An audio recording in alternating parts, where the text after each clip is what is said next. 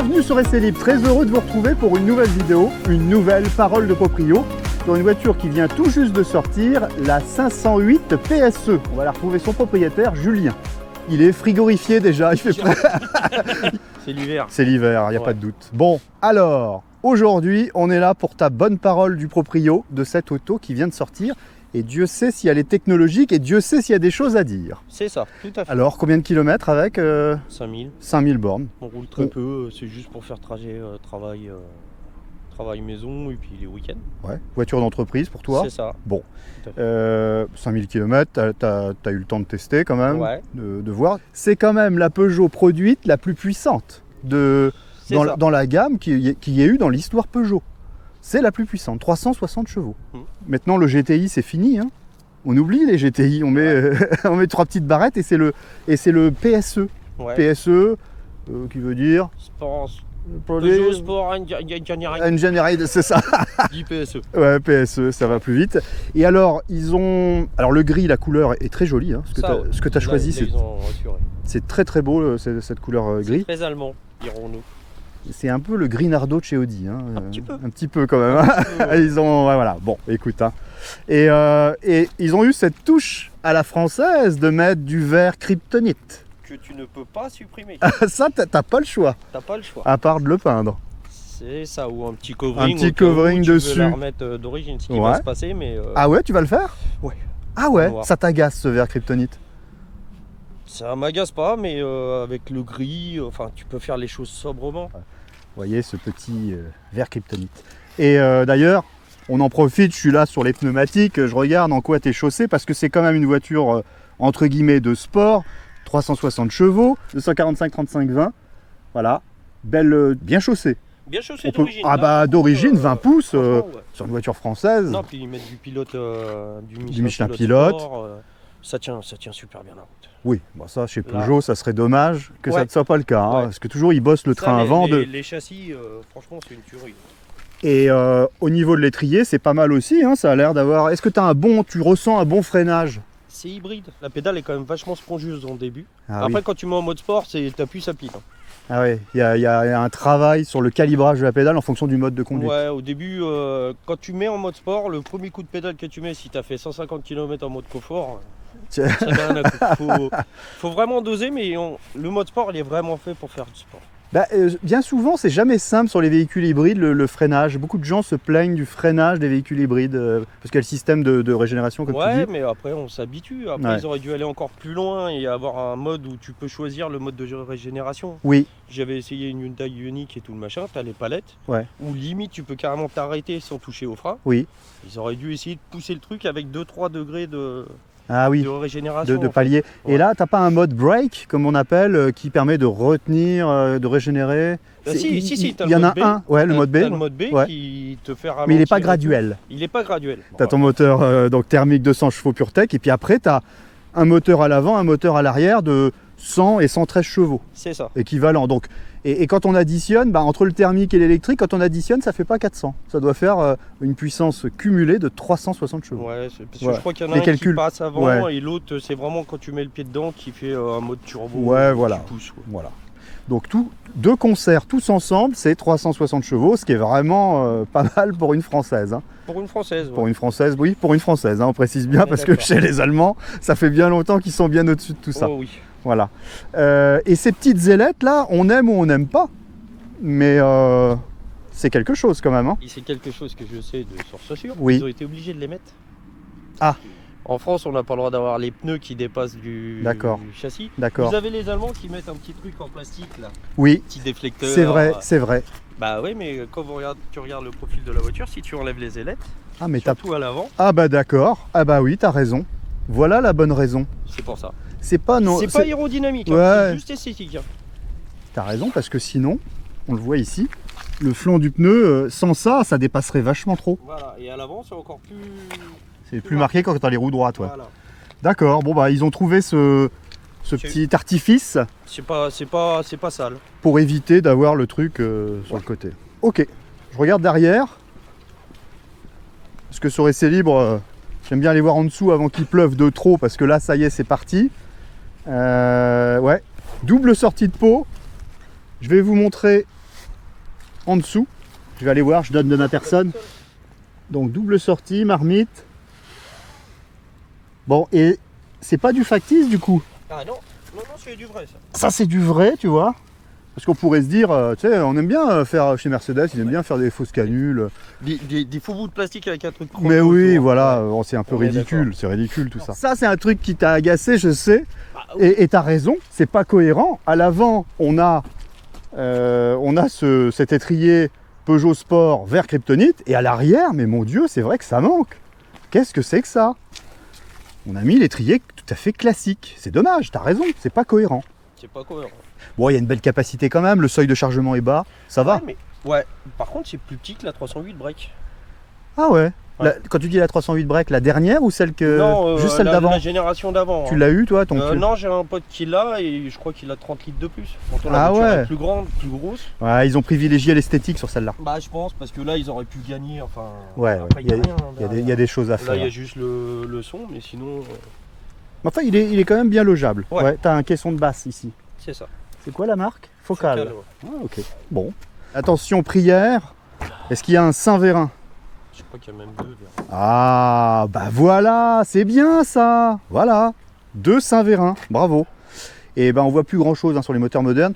Non. Là c'est le thermique, là c'est la partie électrique ou c'est non, c'est que la batterie? Ah, non, l'électrique il est là. Il doit être en dessous. Ouais, la Ça, partie. c'est le calculateur. Ouais. Calculateur, batterie, moteur. Après, ce qui est sûr, c'est que tu mets plus électrique. les doigts. Ah non, bah. De toute façon, t'as pas trop la place non plus. Hein. Non. T'as pas trop la place et puis maintenant on voit plus rien, tu vois, c'est un cache plastique. D'ailleurs, c'est. Mais là, ils auraient pu le griffer dans ce cas-là. Oui, c'est PSE, enfin, mais c'est vrai, c'est vrai. Là, ça manque. Là, c'est un moteur 308.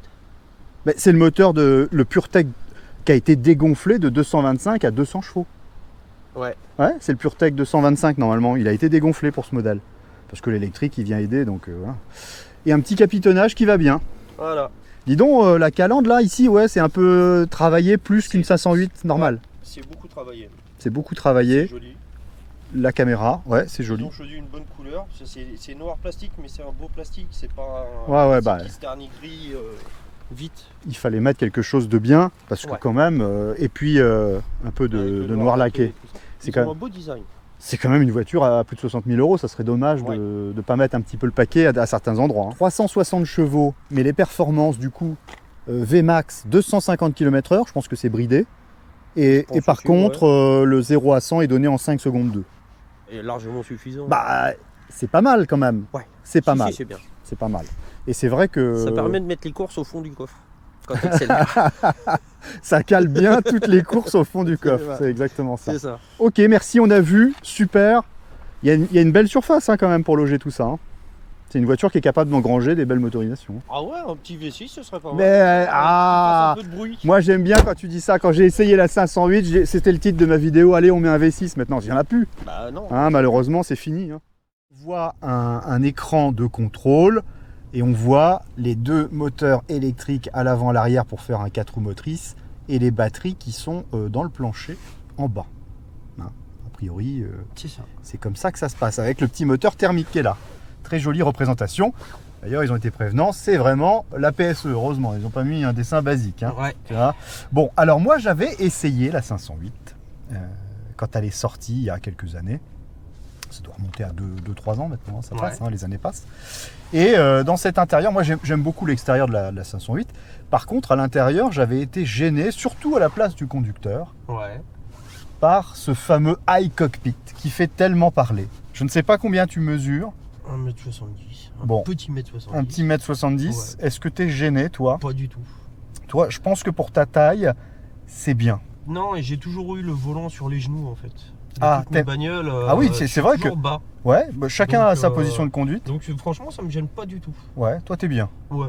En position de conduite, tu la trouves facilement. Ouais, il n'y a pas besoin. Sur l'ancienne 508, j'avais le petit miroir qui sortait là Oui. pour la vision tête haute. Là, il ouais. n'y a pas besoin. En fait, t'as pas besoin de tête haute. T'as toujours le compteur. C'est du vrai bois, hein.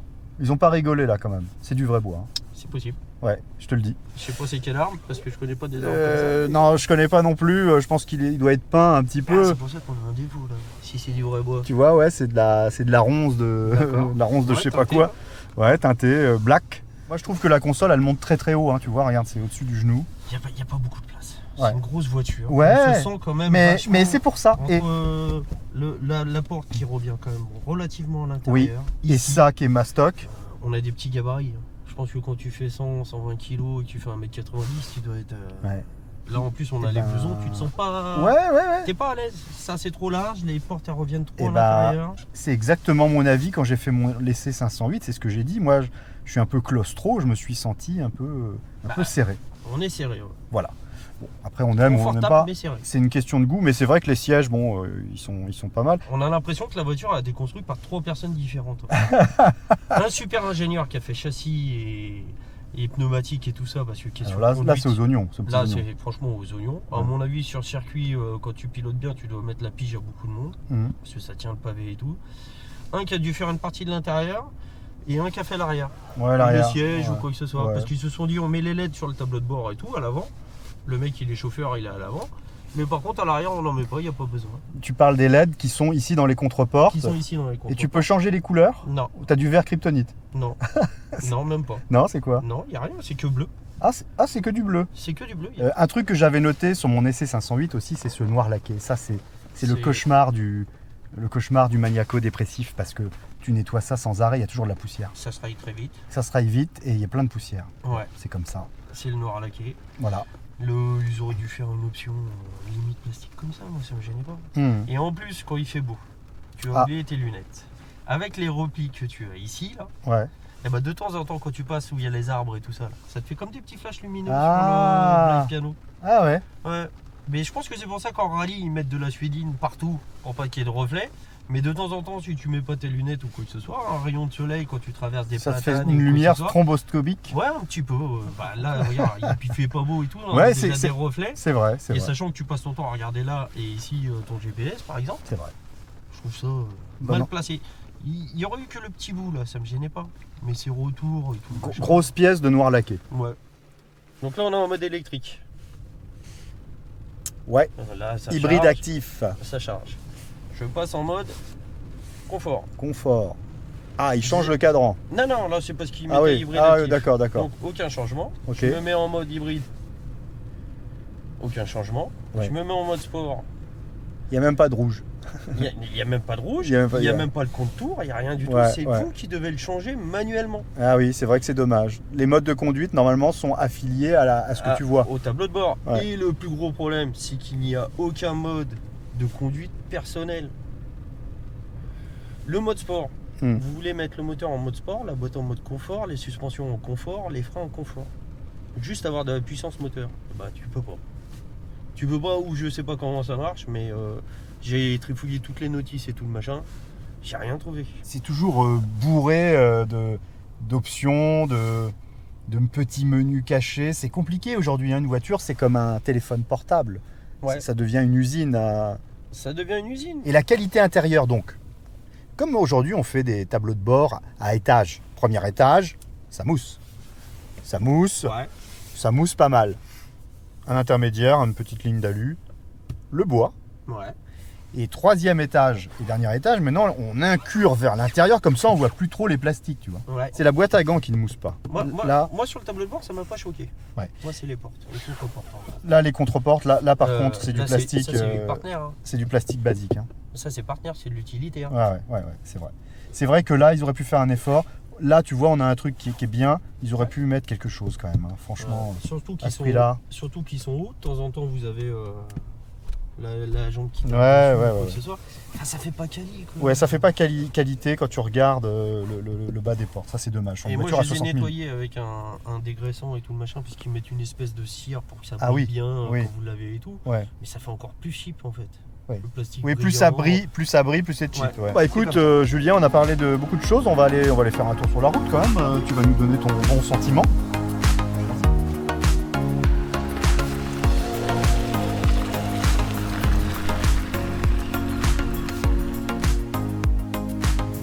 Bon, en termes de confort d'amortissement,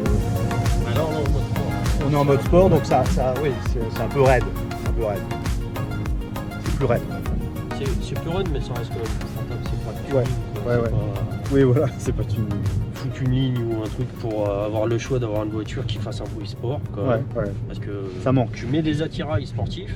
T'as pas un simulacre sonore? Non. Il n'y a même pas ça? Même en mode sport, ça résonne pas plus Non, pas parce que des fois dans les haut-parleurs ils mettaient des trucs. Ouais, mais ils font ça chez Cupra et ça fait un bruit de casserole, enfin ça fait un bruit de PlayStation. Alors 360 chevaux, c'est mouillé en plus. Hein. Mais on va y aller. Ouais, bah c'est la ligne droite donc ça va. Ça patine. T'es pas en 4 roues motrices là? Non. Donc t'as pas l'optimisation complète? Non. Mais en 4 roues motrices, t'as pas le mode sport. Hein. Ah oui, t'as pas le mode sport. Ah bah non. La plus puissante, c'est le mode sport. C'est le mode sport. Mais de vue, ça marche. Bah oui, on sent, le son est pas... C'est pas sport. T'attends pas ça. Et moi, je suis surpris qu'il n'y ait pas d'artifice plus que ça à l'intérieur en termes sonores. Tu vois?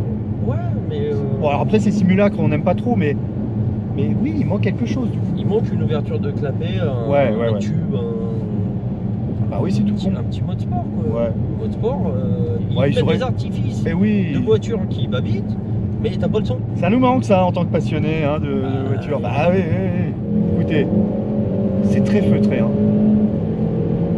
Oh, et c'est léger. C'est super léger.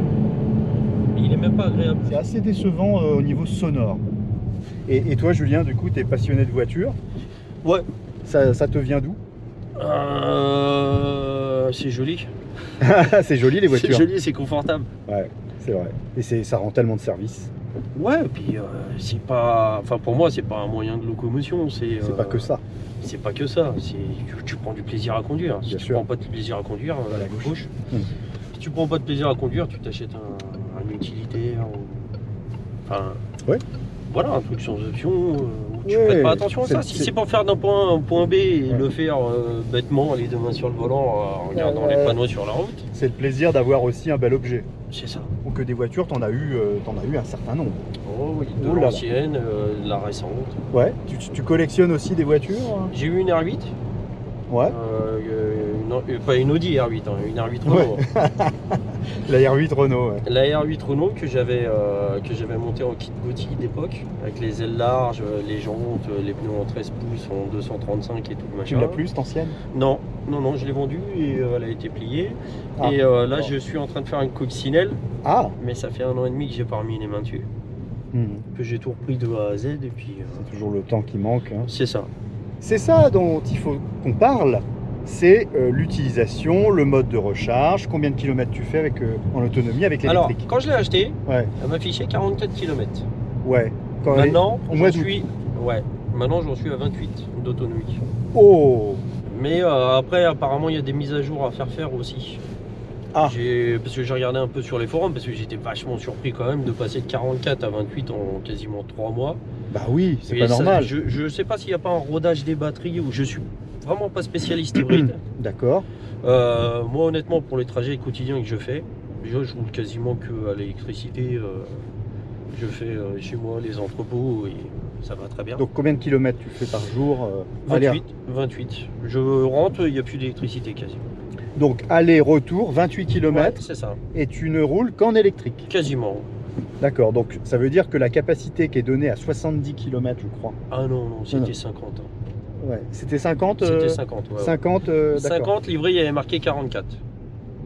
Donc après les normes WLTP... Tu vois, les 50, tu les as jamais eu de toute façon. Ah non, je les ai jamais fait, je les ai jamais fait non plus. Tu les as jamais eu affichés, tu les as jamais fait. Voilà. Et puis là, tu me dis finalement 28. C'est ça, bah là on a au 3/4, il y a 18. Incroyable. Là, tu es en full électrique là? Non, là je suis en confort. Là, tu es en hybride. Où on roule, c'est elle qui choisit. Oui, elle choisit. Que de l'électrique. C'est ça l'intérêt, c'est qu'elle optimise. Ouais. Voilà. L'intérêt de l'hybride, c'est surtout de sortir les chevaux en plus du moteur. Pour moi, Mais l'intérêt de l'hybride, et je l'ai déjà dit parce que j'ai fait des essais de Golf GTE, c'est effectivement, tu charges chez toi, tu pars au boulot,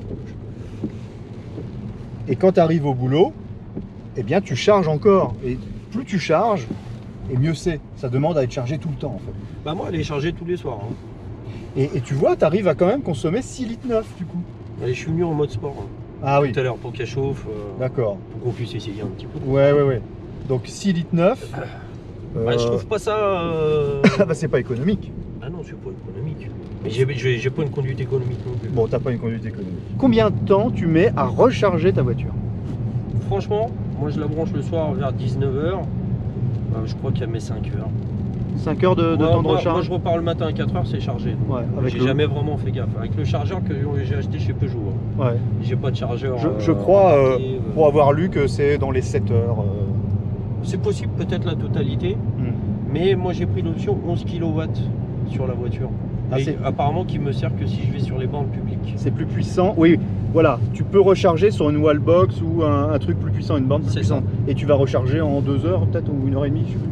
Je n'ai jamais essayé. Ouais, t'as jamais essayé ça. J'ai jamais essayé. Bah, comme la nuit, comme tu dis, tu t'en sers un peu comme un smartphone, tu la charges la nuit. Voilà, c'est ça. Et puis voilà. Ouais, non mais il y a quand même de l'intérêt dans ces voitures hybrides. Hein. Ça c'est indéniable, comme tu dis. Tu peux la programmer, chauffage, clim. Tu roules 100% électrique quand tu as des petits trajets entre boulot et chez toi. C'est ça. Il faut une bonne utilisation de cette voiture. Si tu es un gros rouleur que tu fais des 500 bornes par jour, faut jamais acheter ça. Parce que déjà avec le poids, je pense que tu consommes plus. Mais bien sûr, c'est le diesel qui sera optimisé là. Ouais. Malgré tout ce qu'on dit. Hein. Oui. Pour le gros rouleur, le diesel, ça reste une valeur sûre. Ça, alors, regarde, un truc dégueulasse. Ouais. On va le faire. Regarde ça. Ah. Voilà, c'est dommage, il pleut. Eh oui. Il pleut. C'est dommage. Mais normalement, il devrait y avoir un petit nettoyage d'objectifs. Non, c'est pas ça, c'est la qualité de la caméra. Faut arrêter. Tu vas essayer la 508 normale. Ouais, mais regarde les gouttes de pluie. Oui, non, mais si tu veux, on essuie, tu vas voir la qualité. Moi, j'ai un Vito. Ouais. Ah ouais. La définition de la caméra, elle est pourrie. La définition, c'est Wish. C'est Wish. Mais c'est Wish. La Wish caméra, mon Dieu. Tu conduis super haut, Julien. Super haut. T'as vu, regarde comme je suis en. Ouais, mais t'es plus grand. Je suis en estrade. Ouais. C'est pour ça. Alors, allez. Je suis désolé, hein, je vais dérégler tes trucs. Mais moi, je conduis super bas. Il y a la longueur de jambe qui change. Hein. Il y a aussi, oui, un peu, effectivement. Alors, je vais essayer de trouver ma position de conduite. Ah oui, mais c'est pour ça que tu as des problèmes avec le high-speed. Et bah oui. Tu vois, c'est... Enfin, des problèmes.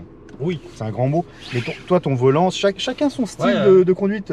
Toi, tu t'aimes le volant très bas. Moi, je vais me mettre... Il est électrique aussi ou pas? Non, je comprends pas. Il y a une manette? Je sais pas où là. Franchement, j'ai jamais touché. Ah, t'as jamais touché au volant? Non. Attends. Je me demande s'il n'y a pas une manette. Ah, il est là? Attends. Non. Il est là. Alors, j'ai trouvé. Voilà. Donc, tu vois, t'es pas encore tout à fait en bas, mais... Ouais. Moi, j'aime. Eh ben... Ouais, c'est pas si mal quand même, ça va. Même sur une voiture à plus de 60 000 €, je crois, c'est 67 000. Vous nous direz dans les commentaires le prix exact de cette PSE, mais c'est même maintenant 68 000, elle a pris un peu. Hein, oui, je pense. C'est le prix des matières composées. Ouais. Hein, le prix des matières et des composants. Hein, c'est ça. C'est jusqu'où on va aller. Bah là, c'est pas nous qui choisissons. Bah ça, on n'a pas le choix.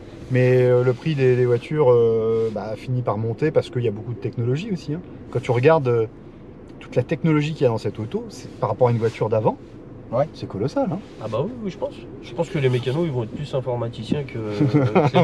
c'est déjà le cas. Hein. Maintenant, il faut être informaticien plus que mécano. Hein. On va passer en D, je connais bien cette boîte. Et le mode break. Et le mode break. Encore une fois. Il est inscrit là-haut. Moi je roule toujours comme ça, parce que comme ça tu as un gros moteur. Ça régénère un petit peu. Quand tu vois ce qu'on a régénéré par exemple. Ah c'est bien ça de voir, montre ça. De la régénération, ça c'est la dépense. Et là c'est la régénération. C'est ça. Après je pense qu'avec une conduite plus cool, tu arrives à régénérer peut-être autant ou je sais pas. Mais moi je suis surpris quand tu...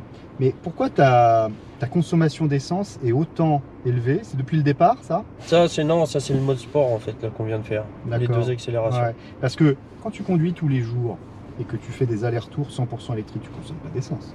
Tu consommes un tout petit peu. Le moteur thermique se met en route quand même un petit peu au bout de 1 km ou 2. Ça doit être pour faire chauffer le moteur. Au bout d'un... Ah oui. Si tu le sollicites. Si tu le sollicites, que tu tapes pas dedans à froid. Hein. Il va tourner pendant 1 minute 30 à peu près. Ouais.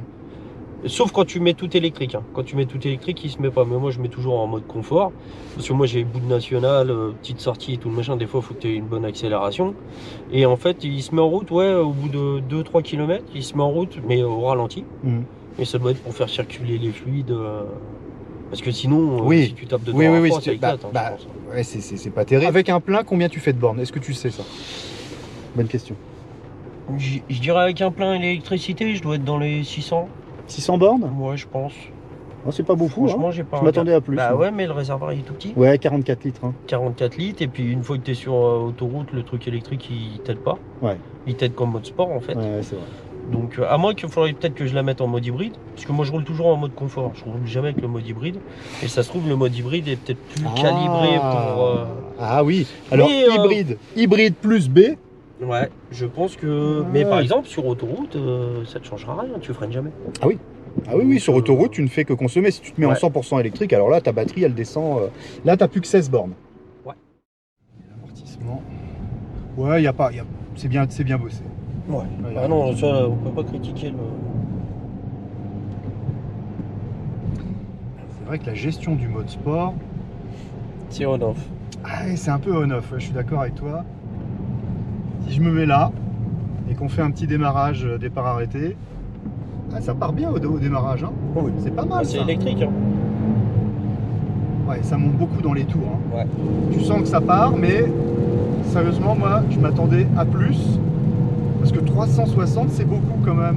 Ça commence à être conséquent. Mais bon, en même temps, c'est silencieux. Hein. Ouais. Ça, c'est trop silencieux pour un mode sport. Ouais, un petit coup de break, hein, parce que c'est bien, je vais essayer de te régénérer. Allez, on fait demi-tour, on va repartir à notre point de départ. On va tester d'autres modes. Je vais faire un 0 à 80.